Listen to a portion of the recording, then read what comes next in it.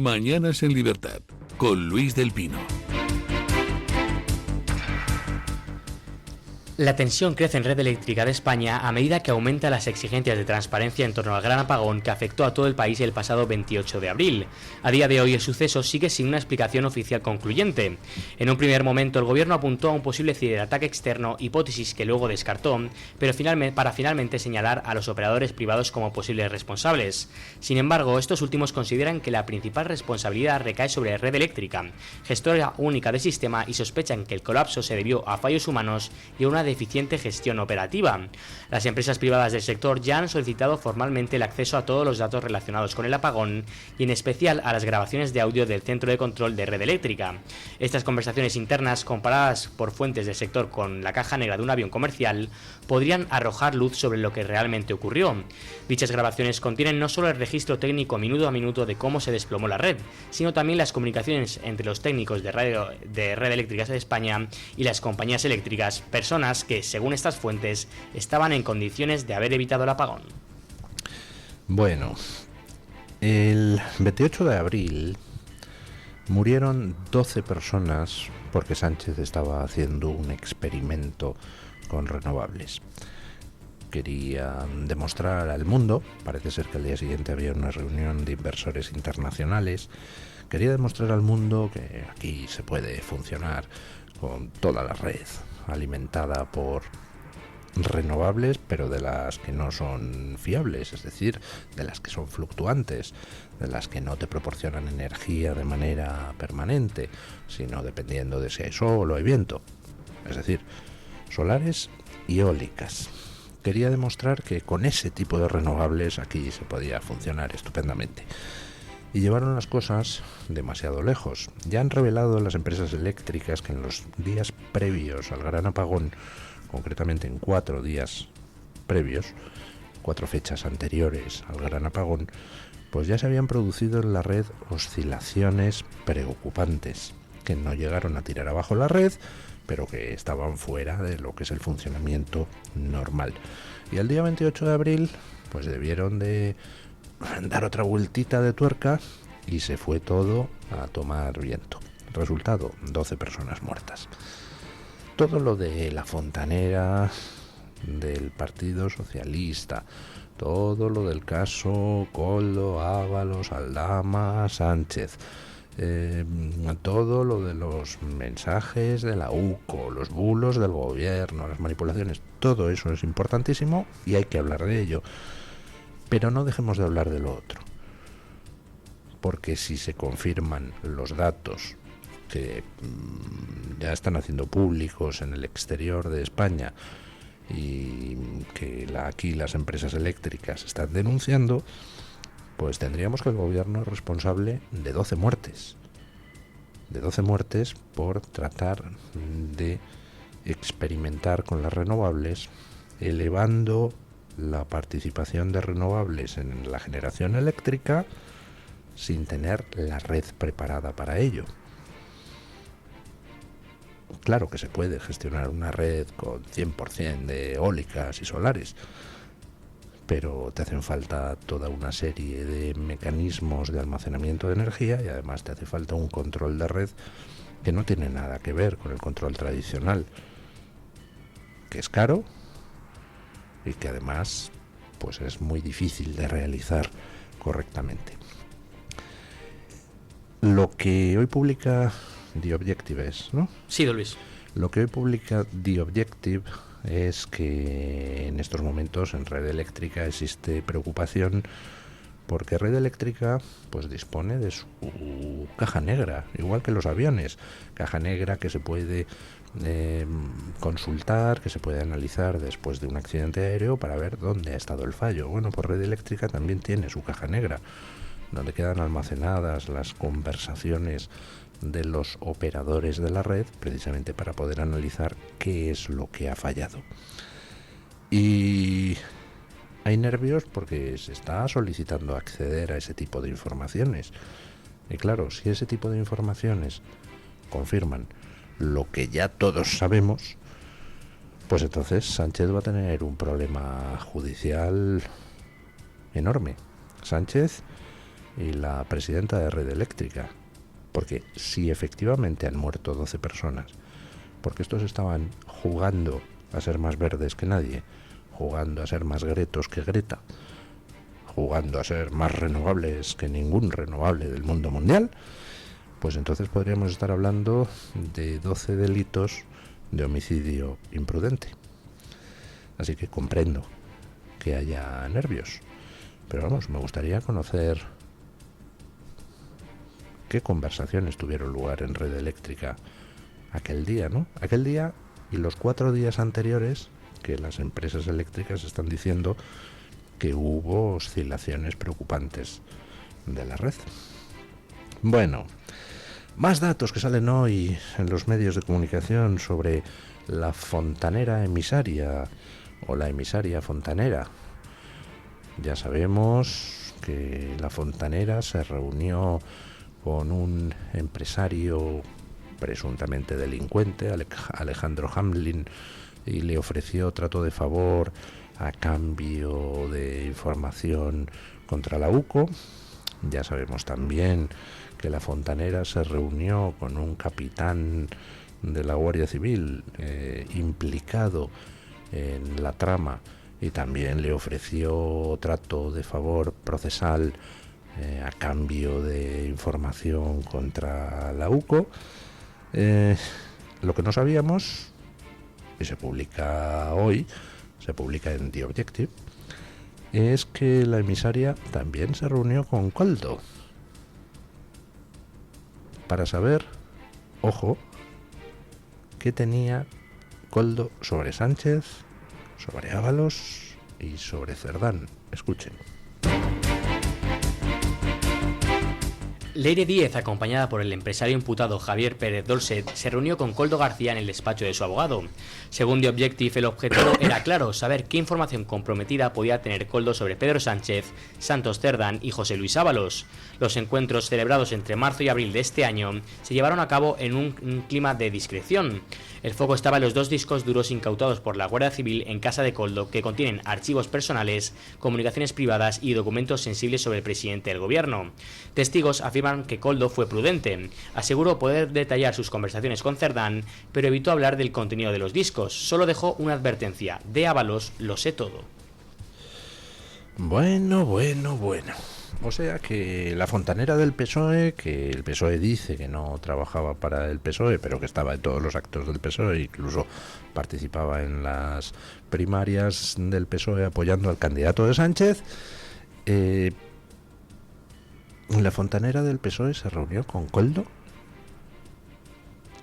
en el despacho del abogado de Koldo, para ver qué era lo que Koldo tenía en esos discos duros y esas memorias USB de las que la Guardia Civil se incautó en el registro de la casa de Koldo. Recordarán ustedes aquellas imágenes del registro donde Koldo se mostró muy indignado de que le registraran la casa y tal.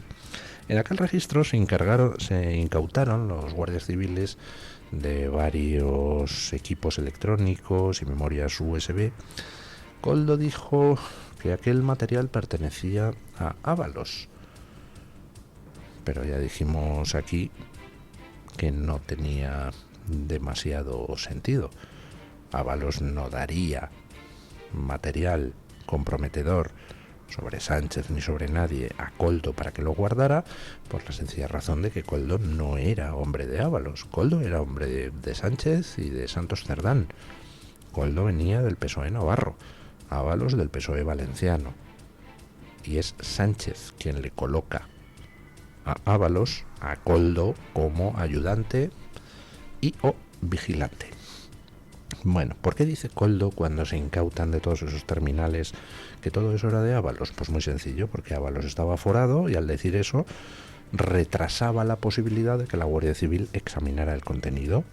Al ser Ábalos aforado, no podía examinarse el contenido de esos terminales y memorias USB hasta que no se tuviera concedido el suplicatorio por parte del Congreso. Una vez que el Congreso concedió el suplicatorio contra Ábalos, entonces ya se pudo acceder a eso. Y lo que se ha visto es que esos terminales tenían información recopilada por Koldo acerca de Sánchez, Ábalos, Cerdán, y es precisamente para ver qué información había ahí para lo que se reunió la emisaria fontanera del PSOE con Koldo. Muy interesante el detalle que trae The Objective de cómo Koldo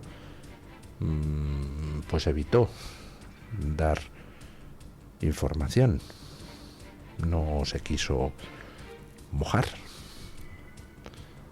Vamos, que Koldo en estos momentos es posible que sea un engranaje débil de la cadena. Evidentemente, si recopiló toda esa información, pues es porque no se fiaba un pelo ni de Ábalos, ni de Sánchez, ni de Cerdán. Alguien que se fía al 100% de otro, pues no va a recopilar la información para protegerse en caso necesario.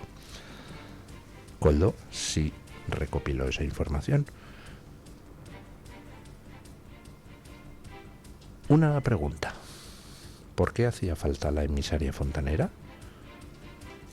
¿No tienen ya otro medio de comunicación con Koldo para ver qué es lo que tiene Koldo? A mí lo que me dice eso es que Sánchez tampoco se fía de nadie en estos momentos y que envía a la fontanera para tratar de recabar información sobre un tema que tampoco sabe muy bien cómo recabar. Yo les invitaría a ustedes a ponerse en la piel de Sánchez. Si Sánchez, por ejemplo, quiere averiguar qué sabe Koldo, ¿de quién se puede fiar? ¿A quién le puede encargar? Oye, ¿qué sabe Koldo? No le puede llamar por teléfono porque, hombre, le puede estar grabando la Guardia Civil. Y si llama a Koldo, oye, ¿qué tienes contra mí? Pues no quedaría muy bien de cara a un juicio, ¿verdad? ¿A quién se lo podría encargar? ¿A Santos Cerdán, que también está vigilado por la Guardia Civil? ¿A qué otro dentro del partido? ¿A qué otro del que se fíe? ¿A qué otro que no se la vaya a jugar? Y bueno, parece que la elegida fue esta fontanera emisaria, pero tampoco fue muy buena elección por parte de Sánchez, porque ha demostrado ser un poco torpe. Aldama les tendió una trampa con la reunión online con el empresario Alejandro Hamlin y le grabaron a la fontanera, y resulta que el capitán de la Guardia Civil implicado en la trama también grabó a la fontanera. Vamos, que todos han ido grabando a esta especie de Pepe Gotera y Otilio de las cloacas del Partido Socialista. Bueno, resumiendo la noticia de The Objective, Koldo puede ser en estos momentos el eslabón débil de la cadena. Recopiló información para protegerse de todos y tampoco quiso ser demasiado explícito con la fontanera del PSOE cuando la fontanera del PSOE le dijo, oye, ¿qué tienes contra Sánchez, Ábalos y Cerdán? Bueno, este fin de semana hemos vivido el enésimo episodio de propaganda antisemita asquerosa en los medios de comunicación occidentales. Escuchen. Varios medios internacionales difundieron la noticia falsa de que al menos 31 personas murieron y más de 150 resultaron heridas ayer tras un supuesto ataque a tiros contra civiles que se dirigían a un centro de distribución de ayuda en Gaza. Según los testigos citados, las fuerzas israelíes habrían disparado a la multitud a aproximadamente 1 kilómetro de dicho centro humanitario.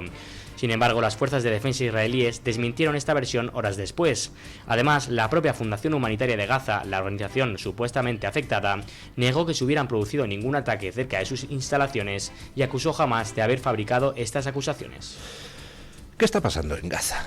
Pues lo que está pasando es muy sencillo. Israel está de nuevo invadiendo Gaza en vista de que fracasó todo el proceso de paz anterior, en vista de que Hamás continúa sin liberar a los rehenes. Pues Israel se le ha llenado el gorro de pipas y ha empezado la toma de control de Gaza, pero además en esta ocasión con la intención de acabar la tarea y limpiar Gaza de terroristas de Hamás para siempre jamás.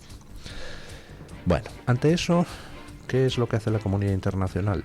pues repetir las mentiras de siempre. Israel mata a 2 millones de civiles, Israel condena a 300.000 millones de gazatíes, todos niños, a morir de hambre, etcétera, etcétera. Bueno, ¿qué han hecho Israel y Estados Unidos para contrarrestar esa propaganda apestosa?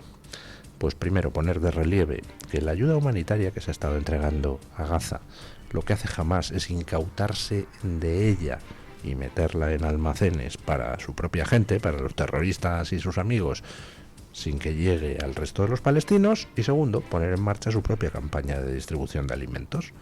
Y una ONG americana patrocinada por el gobierno Trump y las Fuerzas Armadas de Israel, pues han empezado a poner puntos de distribución de alimentos. Se acabó lo de entregar ayuda humanitaria a las, entre comillas, autoridades de Palestina, porque entonces se la queda toda los terroristas de Hamás. Así que a partir de ahora, toda la distribución de ayuda humanitaria, alimentos, etcétera, la realizan directamente israelíes y una ONG americana patrocinada por el gobierno de Trump. Claro, ¿eso qué es lo que hace? Pues echa por tierra toda la propaganda asquerosa, antisemita, de los medios occidentales y de Hamás. Porque no pueden decir, oiga, es que matan de hambre a la población. No, el ejército israelí está distribuyendo la ayuda a la población, pero ahora la distribuye directamente, nada de entregarle la ayuda a Hamás para que Hamás se la quede. Con lo cual, se acaba la propaganda. ¿Forma de evitarlo? Pues cogen y empiezan con los bulos. Palestinos, 31 palestinos muertos cuando el ejército israelí ha abierto fuego cerca de un punto de entrega de alimentos. Los medios occidentales cogen, dicen los de Hamás esa noticia falsa y los medios occidentales la publican inmediatamente.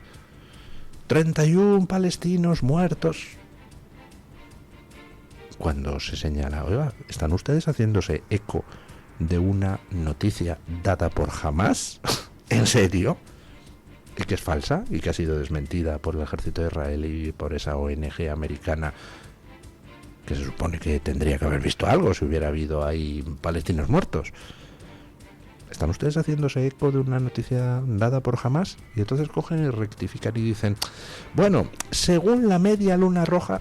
un momento, ¿en qué quedamos? ¿Según Hamás, que es lo que habéis publicado al principio, o según la media luna roja, que es pues equivalente a la Cruz Roja, pero en el mundo árabe?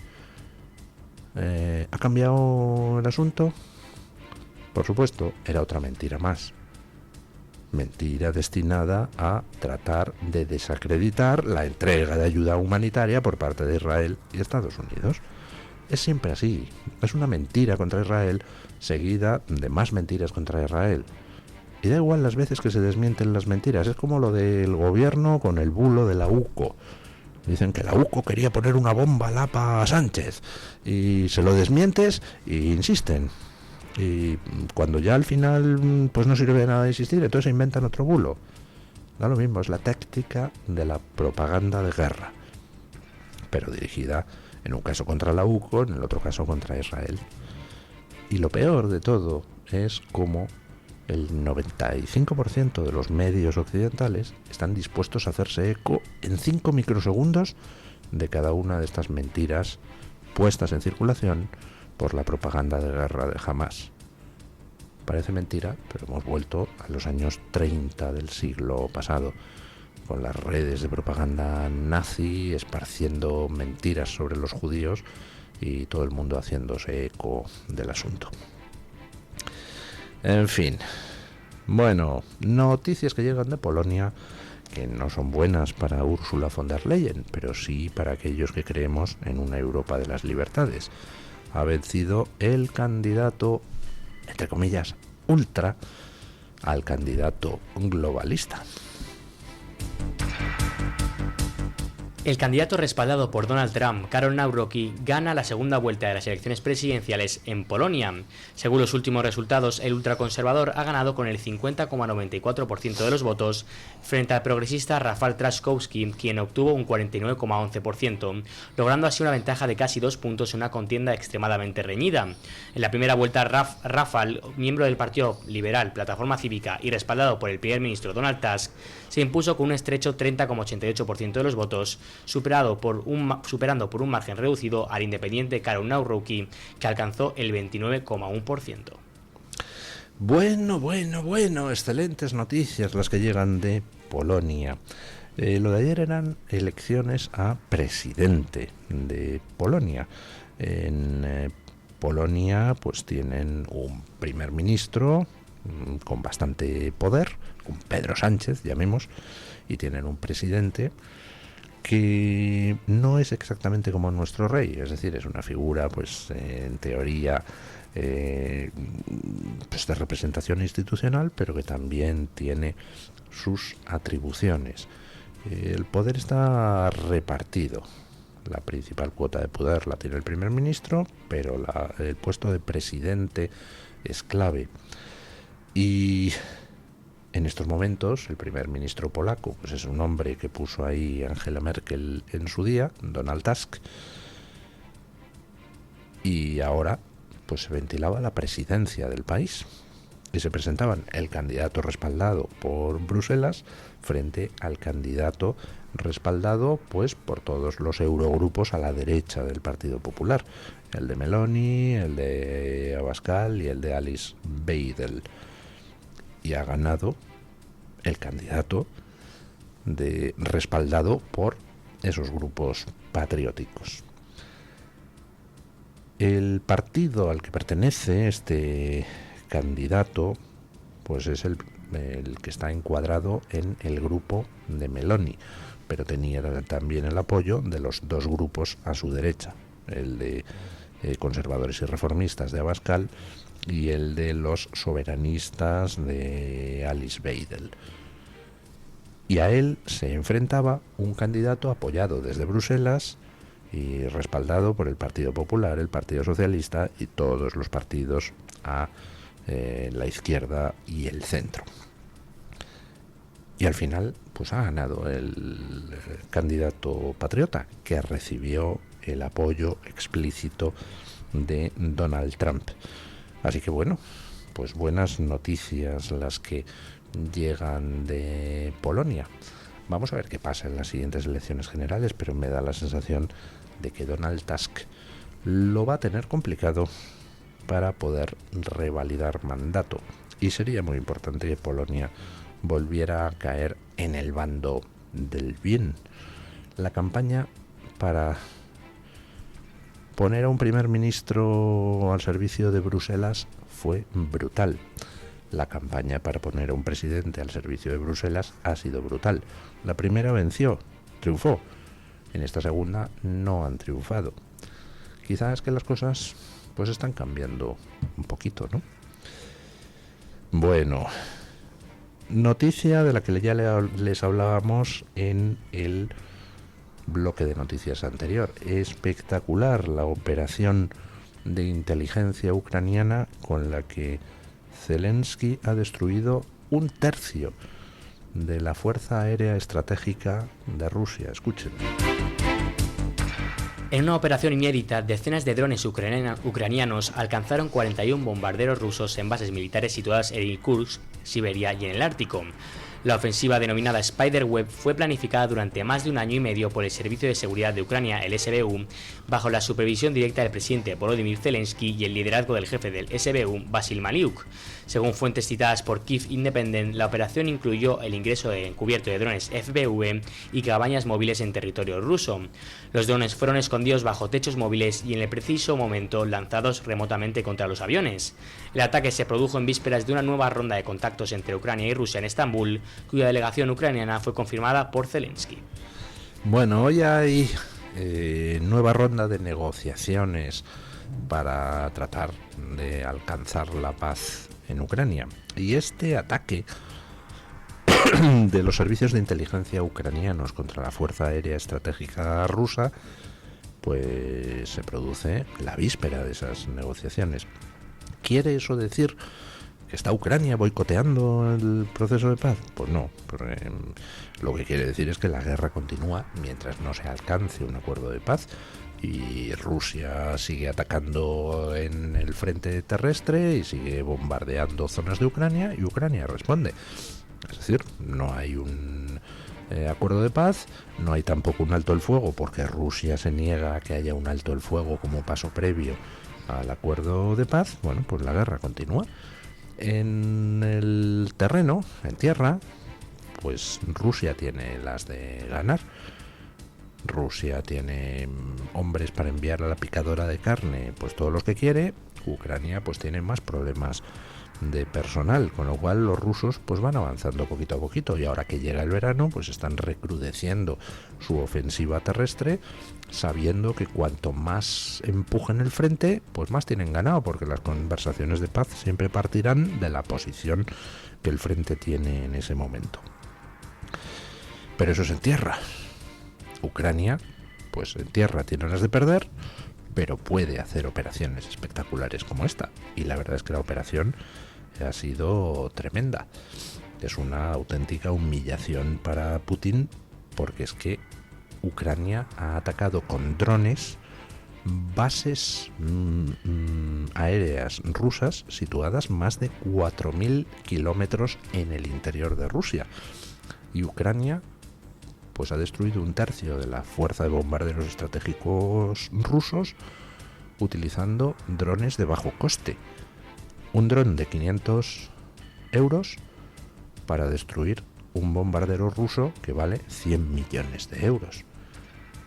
Es una guerra absolutamente asimétrica, pero oiga, muy efectiva. Los drones están cambiando la manera de pelear. Cada uno de los más de 100 drones utilizados por los ucranianos contra al menos 5 bases aéreas rusas, pues está operado desde el territorio ucraniano por un operador de dron, que es quien lo maneja en el aire y quien al final dice aquí, a golpear. Y son drones suicidas, es decir, es un aparatillo que lleva una única bomba y se estrella contra el objetivo seleccionado por el operador. Bueno, se están cambiando las leyes, las reglas de la guerra de una forma ciertamente peculiar. Vamos con doña Rebeca Crespo para que nos cuente qué trae hoy la Gaceta en portada. Buenos días, doña Rebeca. ¿Qué tal? Muy buenos días y feliz lunes para todos los oyentes de Mañanas en Libertad. Este lunes en Gaceta.es hablamos de Polonia. Allí el soberanista Nawrocki ha vencido en las presidenciales al candidato apoyado por populares y socialistas. En concreto, el candidato soberanista ha logrado casi el 51% de los votos. Por otro lado, también hoy nos centramos en Alemania. Un estudio ha revelado que más de 1 millón de inmigrantes musulmanes en este país son susceptibles de radicalizarse y entrar en la yihad. Casi el 20% mostró actitudes marcadas por el resentimiento. Recomiendo, como siempre, las columnas de opinión, que este lunes están firmadas por Iván Vélez, Jesús Lainz y Zoe Valdés. Muchas otras cosas que llevamos ahora mismo en Gaceta.es. Gracias y feliz lunes para todos.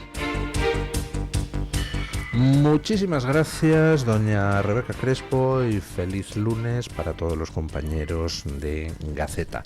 Hacemos una brevísima pausa publicitaria y nos vamos a las noticias de las 8. ¿Recuerdan ustedes que he preguntado en estos micrófonos muchas veces cuántas Jessicas hay? ¿Cuántos David Sánchez hay? ¿A cuánta gente ha enchufado el Partido Socialista en distintas empresas, organismos públicos, etcétera?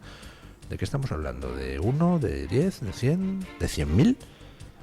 Pues hoy The Objective trae una noticia realmente espectacular sobre la empresa pública Enfesa. Pausa y lo comentamos.